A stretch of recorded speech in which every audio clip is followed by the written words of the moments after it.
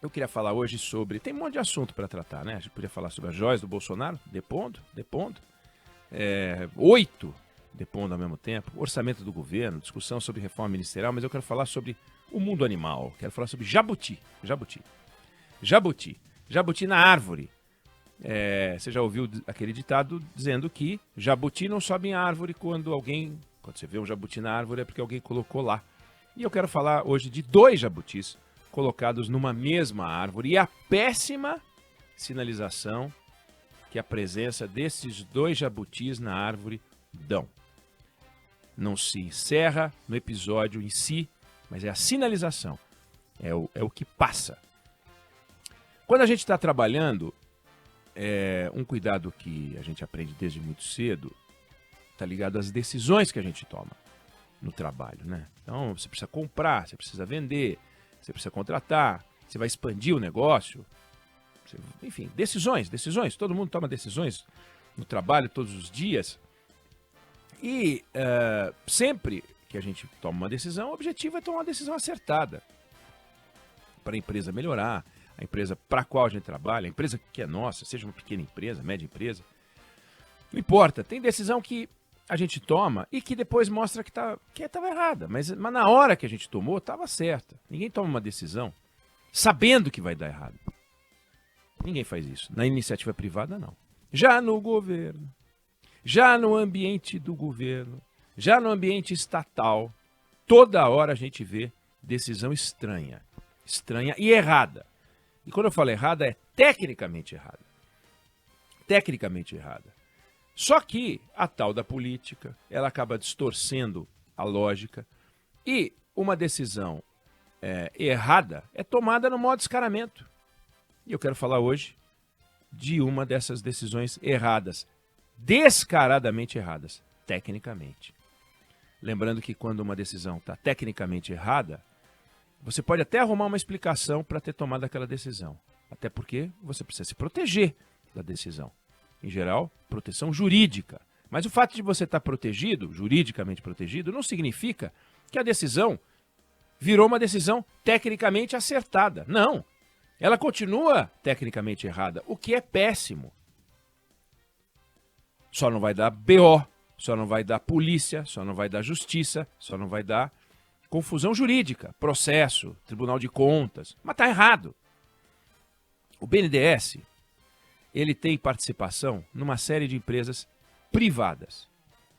Ou seja, ele tem um pedaço das ações dessas empresas e, com isso, pode indicar nomes para o conselho de administração dessas empresas. Empresas privadas. Eles são investidores na empresa privada e podem indicar conselheiros. Aí o BNDES vai lá e indica os conselheiros. Para que serve esse tal conselho de administração?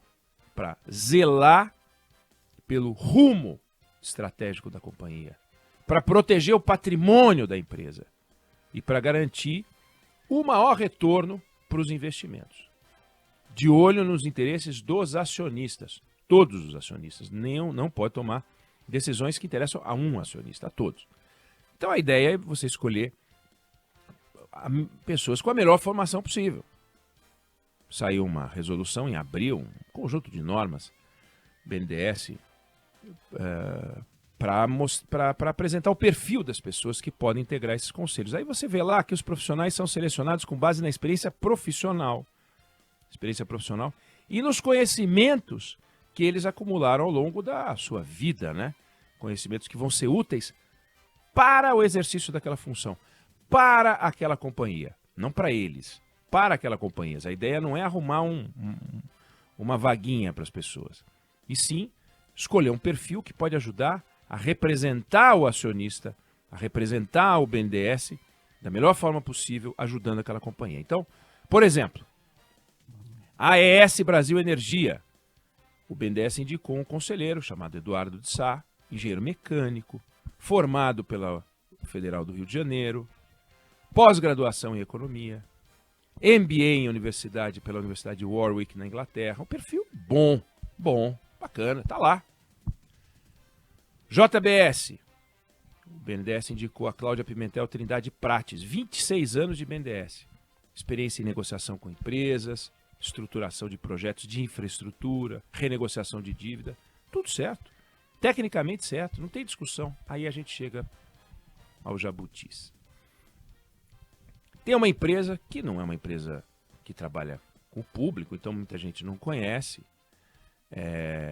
mas é uma bela empresa, chamada Tupy. Ela é uma multinacional, tem mais de 80 anos de mercado.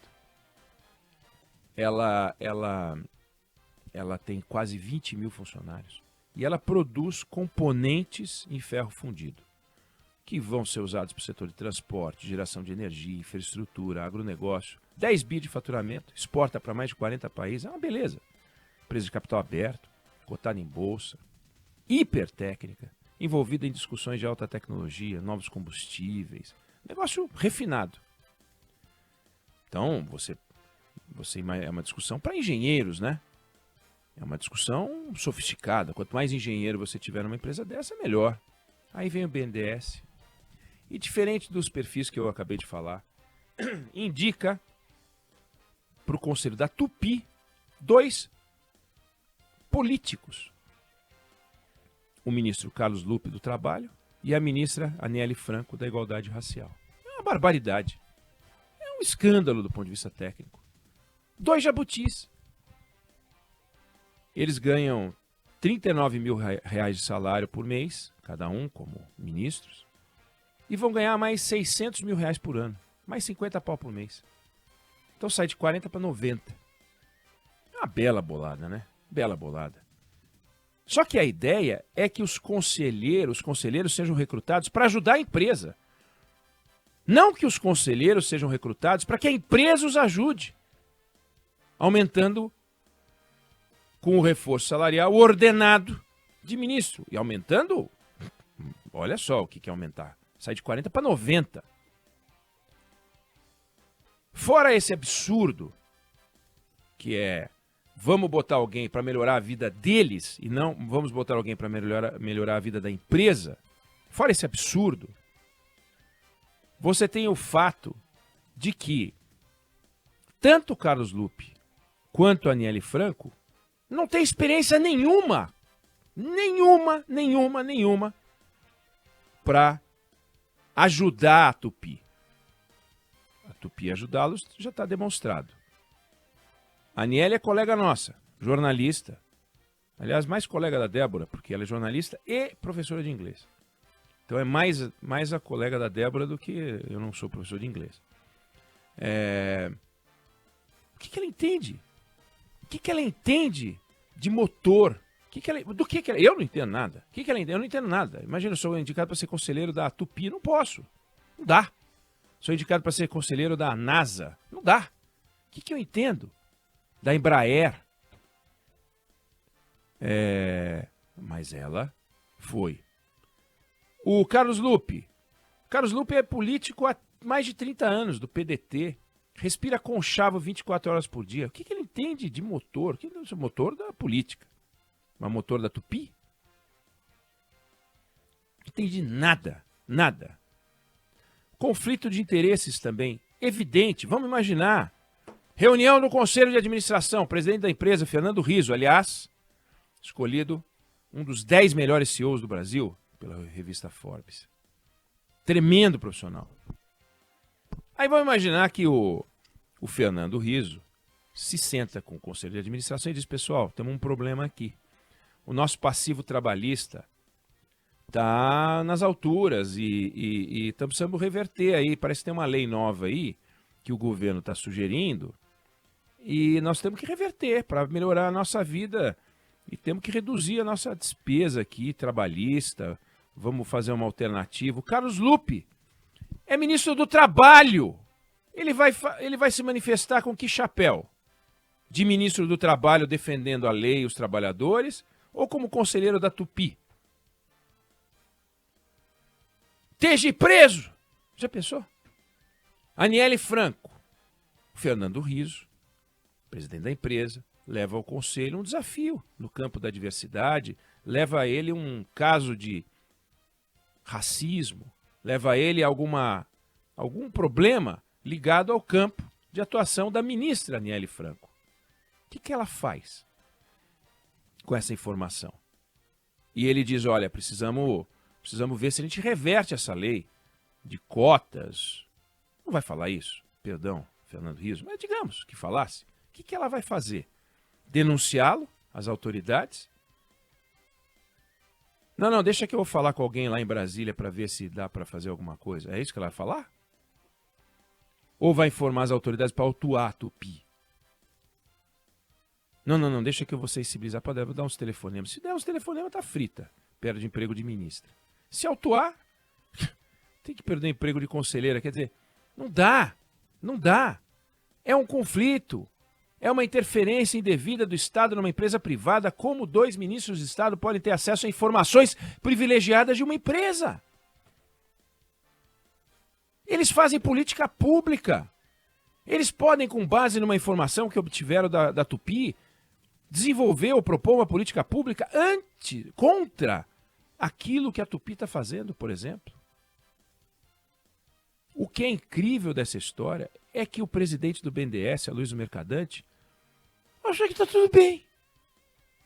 Está tudo bem. Indica o Lupe, indica a Aniele. Presidente Lula, está tudo bem.